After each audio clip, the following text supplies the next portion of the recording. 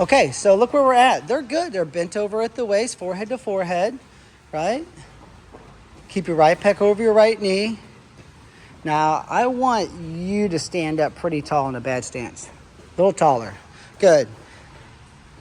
So this guy's stance is my target. That's what I'm shooting on. So some of us struggle in wrestling because you let everybody shoot on you.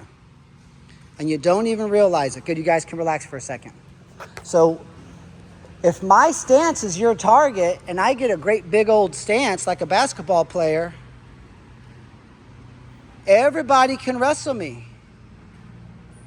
If you get into a real low, tight, world-class, small wrestling stance, big stance, big opportunity. Small stance, small opportunity. If it's small opportunity, it requires a better wrestler. If there's small opportunity to pass the football, it takes a great quarterback to be able to consistently score touchdowns, right? If the basketball hoop was as big around as a barrel, we could all play basketball. Even if we suck, we can play basketball. But it's not. The basketball hoop is just slightly bigger than a basketball, so only 5% of the kids in America can play basketball and get a college scholarship because there's a lot of skill involved. Well, see, my stance is whatever I want it to be. The soccer net is the same size. The basketball hoop is the same size. So, get back in the stance, guys. I'm going to demo here. So, if he's in a big stance, he doesn't even have to be a very good wrestler to shoot on him. Don't you want to take 95% of America and say, you can't wrestle me? Yeah. Just get in a low stance and you alleviate 95% of the competition because they don't practice enough. They just don't. They don't have the skill. Secondly, good. So when this guy's in a very good stance, he's better offensively too. So is he. So the one stance that takes away your opponent's opportunity, think about a track runner getting ready to explode off of the line. Think about a coiled up snake. A coiled up snake is dangerous, ready to strike. A snake that's not coiled up can't hurt you. So you want to be in a low, tight stance.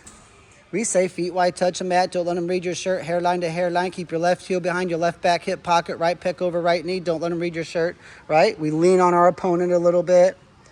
When I'm there, I'm better offensively and also defensively, okay? So when you're drilling, good, you guys relax. If I'm drilling against an opponent, a partner who's standing up in a big, tall stance, kind of like a basketball player, right? They're in a stance, but it's a big stance.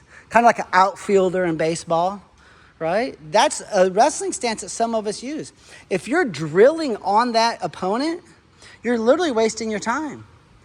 You wouldn't practice basketball on a basketball hoop that's as big around as a big barrel, would you?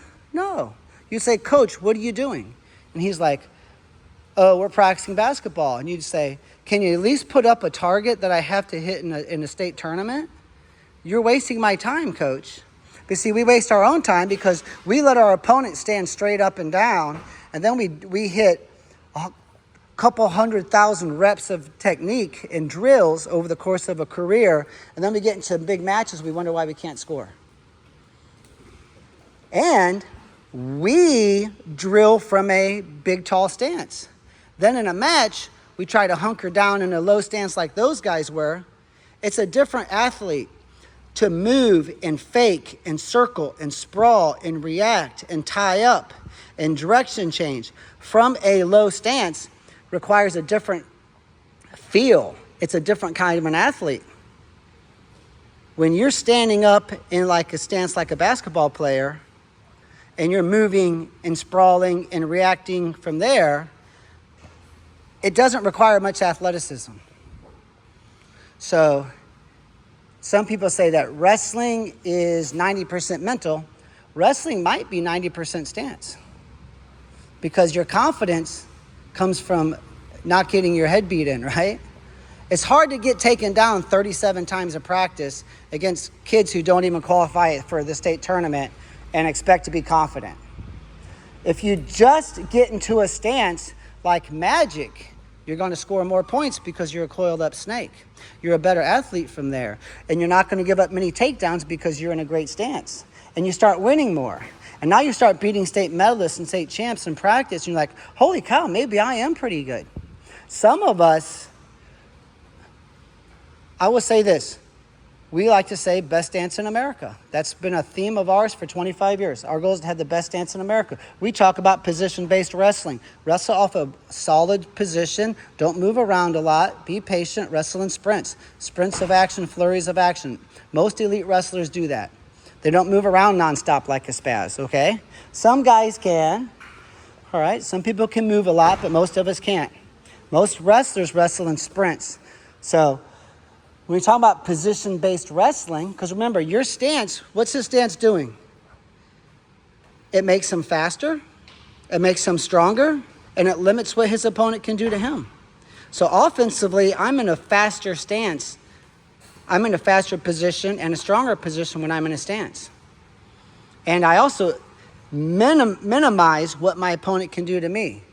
So for the rest of your career, whether you come back to this camp or not, I want you to really focus on having the best stance in America and wrestling from a stance.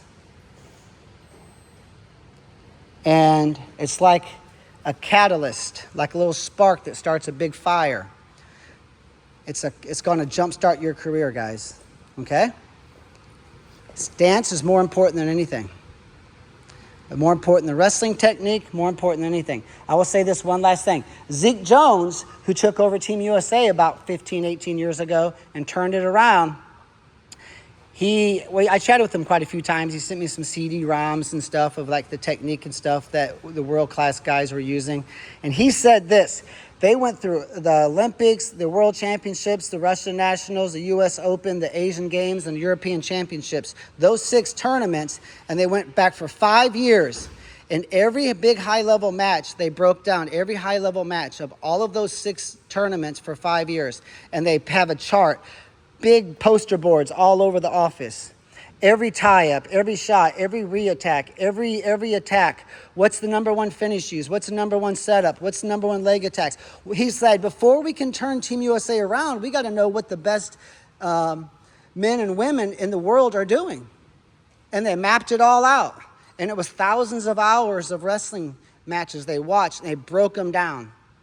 And he said, the number one thing we found that Team USA needs to do is get in a better stance.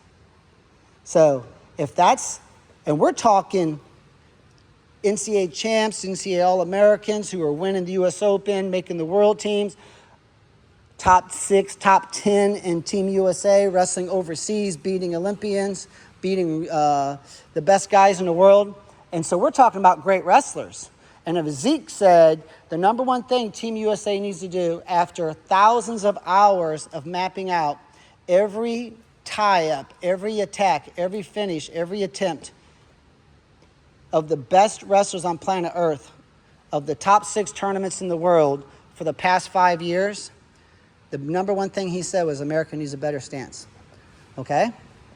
And I like to hear that because that's been our focus since 1999 is to be position-based wrestling, okay? Everything we do is based off of a world-class position. And positioning is what? It makes me faster, stronger, limits what my opponent can do to me. Whether I'm on top, whether I'm on bottom, front headlock position, pinning position, front headlock defense position, leg attack, sprawl defense. All right, feet wide, chest tight, knees off the mat, arch till it hurts. That's our 4 steps for hip pressure defense. We also push and slide when needed. We'll go over that too. So we have core positioning skills and drills from all of these areas. But as far as stance is concerned, that's what really screws us up sometimes, okay? So let's get in a stance. We're gonna go one more time. I'll do one walkthrough. Break on 2, 1, 2. Here we go, set, 5, 4, 3, 2, 1.